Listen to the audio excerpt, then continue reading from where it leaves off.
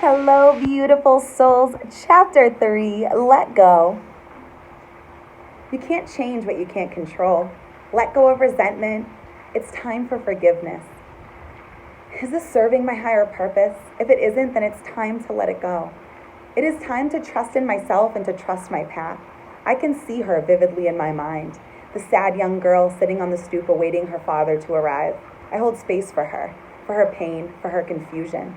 I would tell her she is loved, she is safe, and she is enough. I am letting go of the girl I was told to be. I am letting go of the should haves and the must do's. I am letting go of the lies and the beliefs that have told me that I can't. I am letting go of the fear that has penetrated my life and hindered my expansion. I am letting go of the hurt that has closed me off to receiving. I am letting go of the perception that I am not enough. I am letting go of the control over the things that I cannot change to make space in my life. I am letting go of the life I had so I can step into the life that I want. I can see her in my mind.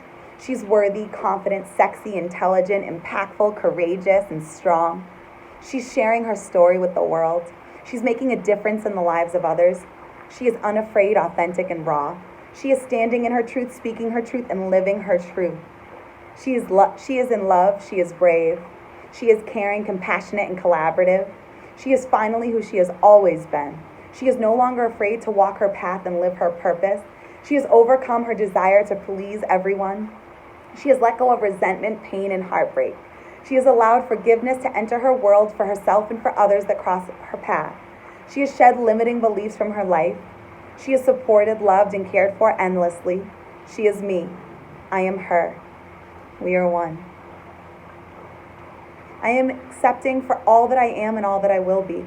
I believe that what we think we become. Thoughts surely become things. I had quit my job in higher education to pursue my real estate full time, while also having time to work on my passion projects with the flexibility that I would gain from my real estate career. I was putting it out there that I wanted real estate deals and I wanted to use real estate as the vehicle to financial freedom and rapid success. Something deep inside me desired something entirely different though. I wanted something more. My heart yearned for something else. I can't just focus on my passion projects. Am I crazy? I couldn't possibly monetize my gifts and make a living from them. I am not worthy of the success I know I want. I am not deserving of that life. Oh wait, hell yes I am. That is my old story. That story is no longer serving me, and I am letting go of the lies I have been relentlessly telling myself over the last 29 years. I am ready to step into my greatness and leap into the life I am destined for. It just hit me like a ton of bricks. Real estate is my plan B. It is only a distraction disguised as the solution to my heart's desires. At my core, my true passion is being able to help others see their true potential. There is nothing I love more than witnessing a person discover their greatness and realize they are capable of anything and everything they set their mind to. Now that lights my soul on fire. Let go of limiting beliefs. Let go of negative self-talk. I am letting go of everything I believed I should be by now and embracing where I am in this moment. I am letting go of the parts of my past that leave me repeating the same cycles, the same scenarios, and the same old stories that leave me stuck and keep me from the life I desire. Thing is, I've always been really private. I know, kind of strange considering I am a social butterfly and an extrovert. With my personal life, though, I have always kept things really close to the vest. You would never know it by looking at me, but I have gone through and seen a lot in my short life so far. The same experiences that broke my heart made me the woman I am today. I often wonder why. Why was I able to make the choice at a young age to be different, to rise above the chaos around me, to create a new life for myself? Yet others in the same situation would choose the chaos, fall victim to it, and spend their entire life running toward the same thing that took their childhood from them. What I didn't realize within myself, though, was that although I hadn't become an addict and I hadn't taken that path in life, I was still on my own personal path of destruction. I still had wounds and traumas and experiences that I was running from, burying, and avoiding. I just hadn't stopped long enough, pretty much ever, to face them head on, to get to the root behind why I was the way I was, why I acted the way I did in romantic relationships, why I kept moving further and further from the life I truly desired, even though I was seemingly doing everything I was supposed to be doing. I was never good at being a kid. Since I can remember, I always felt older than I was. Some would say I have an old soul. I believe that tends to happen when you have to grow up really quickly. You tend to see the world more objectively, learn to rely on yourself, and realize that you have to be your own rock amidst the turmoil. I was always more of the parent than the child, the nurturer, the one there to pick up the pieces of all around me, meanwhile leaving myself depleted and empty. I craved guidance, I craved protection and safety. I craved having someone to take care of me instead of always having to do it for myself. You could say I was an anomaly, defying the odds, going against the grain. I saw different, I wanted different, and I made different.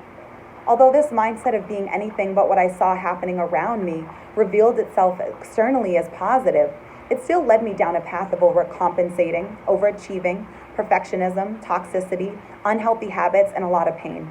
On the other hand, it also led me to my greatest joys and my biggest breakthroughs. I gave in to the inner disturbances more times than I can count, but every single time I would pick myself right back up and keep going. My coping mechanism for most of my life was motion. If I didn't have to stop, pause, and reflect, I didn't have to truly sit with the hurt inside. This was how I protected myself. I thought I was doing the right thing by avoiding, by staying busy, by booking out my schedule and refusing to spend any time alone. Looking back, I think I was afraid of what I was going to discover, and I truly wasn't ready yet. We all come around at different times. Sadly, we usually are pushed to pain before we change. This was certainly the case for me. For years, I felt shame for where I came from. I was afraid to tell people that my stepmom was in fact not my mother and that my biological mother was an addict. It felt safer to try and just fit in with everyone else rather than deal with the harsh judgment of the outside world. So began my journey of holding a lot of things in and keeping my personal life very close to the chest, refusing to let anyone in. The walls around my heart were so deep and so wide, no one was getting through. Was I destined to be an addict no matter how hard I fought against it? Was it my fate? Who was ever going to love someone that came from two addicts? These thoughts would flood my mind, penetrate my soul, and break my heart continuously. I was still associating myself with my family, with my parents. There was no disassociation. I had no real identity as myself. I just automatically lumped myself in with them, categorizing myself as damaged.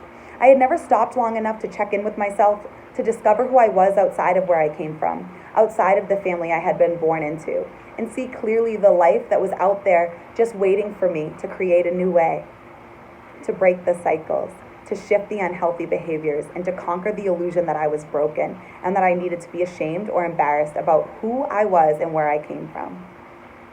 I started to discover that it wasn't where I came from that was the problem. It was my refusal to accept it, to embrace it, to own it. That was what was truly keeping me back from the life I so desperately wanted. The thing is, we all come from somewhere.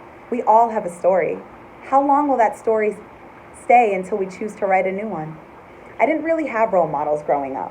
All of the people I looked up to and loved dearly passed away. I also didn't have a model of healthy love and what that looked like. I always felt alone and misunderstood. There wasn't really anyone I could go to for advice, or at least it felt that way to me. So I learned to depend on myself. I craved connection, the mother-daughter connection, the aunt-niece connection, the grandmother-granddaughter connection again. I had to start learning how to mother myself, how to love myself. As much as I had hoped this would come to me in the form of a parent, I had to accept that as much as it hurt not having that motherly connection, it wasn't my reality. And I either needed to accept it or continue to let it eat away at me, but it was my choice to make. Every last person I worshipped in life was ripped away from me one by one from the time I was in the 3rd grade. I had become way too accustomed to loss. I'll never forget losing my grandmother when she was just 63 years old. It was right before I graduated college. This was truly one of the last people I had in the physical world to talk to lean on, and to look up to. It was a devastating period in my life. I had felt more alone than ever before. I was just 20 years old. Here I was, a young woman fresh out of college, just as lost as I was when I started, truly on my own. Right around this time, I began a new relationship, one that was perfect on paper, but anything but perfect in real life. I had no sense of self-esteem and worth when I entered this relationship. The deep-seated belief that I was unworthy and unlovable was so potent, I could not see anything clearly. I was just happy that this older, seemingly perfect guy that was in law school, owned properties, had his own business and a boat and all of the fun toys, had any interest in me. The man I was with would use my vulnerabilities against me, beat me down into the ground, and remind me that I was less than. That I was my mother's child. If she were an addict, how was I any better? He beat this into my head throughout the several years we were together. He tore me down bit by bit to the point I believed it with every fiber of my being. Who was I? This smart, beautiful, talented woman, defaced, shamed, guilted, cheated on, broken down. I didn't know who I was. My identity was defined by the man that beat me down emotionally. He had me truly believing I could not find better, that no one was ever going to want to be with me, that I wasn't worthy or lovable enough for healthy attention and love. I met my worst self in that relationship. My emotions controlled my every move. I had zero coping skills. I was desperate to be loved. I lived in fear, constant anxiety. I lost all trust in myself and in the opposite sex. I had no control over myself or my life. I wanted to leave, but I was afraid to leave. How did I get here? I would ask myself over and over. I had withdrawn from friends and family, knowing full well they knew what was going on, even if I wasn't talking about it. Will I ever have the courage to leave? I repeated this cycle for 3.5 years until I finally reached my breaking point. When the emotional abuse turned to a physical exchange, I knew it was the time to exit. Why did it take me this long to find the courage to leave a situation that was so detrimental and draining? It was time. It was time to take my life back, to leave no matter how much he tried to guilt me into staying. And so began the process of rebuilding, of healing, of discovering. I had been a perpetual relationship person before this, leaving one relationship and entering into a new one pretty briefly after. Not this time. Something shifted, changed, and evolved within me. I knew this was my time to retreat, to take a break from relationships. It was time to own my part in this pattern I kept repeating. How is anyone going to love me or know how to love me if I didn't even love myself? I was starting at ground zero, and the process was anything short of painful, but it would prove to be the most beautiful decision in my life. The decision to be the creator of my fate, the decision to take radical responsibility for myself and my actions, the decision to do the work and commit to bettering myself no matter what that meant, and no matter what obstacles and challenges came up along the way. My life began again when I decided to say yes to myself, say yes to my dreams, and say yes to the life I had always imagined living.